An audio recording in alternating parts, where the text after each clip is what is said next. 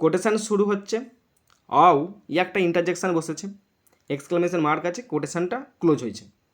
Sage the guest, the cat stuck his claws into me, exclamation mark, quotation close. অতিথি বলছে আউ, মানে চিৎকার করছে, তার ব্যথা লেগেছে হয়তো, সে বলছে বিড়ালটি আমাকে নখ ফুটিয়ে দিয়েছে।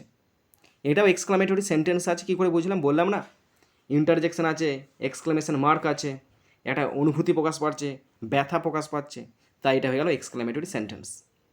ন্যারেশন চেঞ্জ করতে দিয়েছে। ওকে,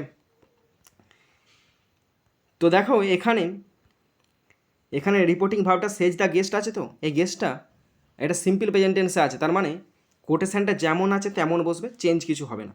শুধু আউটার জন্য একটা এক্সক্লেমেশন মানে একটা ফিলিংস বসবে, সেটা কি বসবে সেটা আমি তোমাদের দেখাচ্ছি। দেখো, দ্য গেস্ট প্রেজেন্ট টেন্সে ছিল, তো তাহলে এক্সক্লেমস ইন পেন, গেস্ট ব্যথার সহকারে বলল, অ্যান্ড স্টেটস এবং বক্তব্য দিল দ্যাট, যে the cat stuck his claws into him, বিড়ালটি তার মধ্যে নখ ফুটিয়ে দিয়েছে।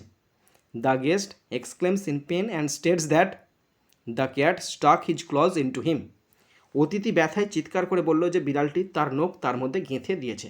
ওকে।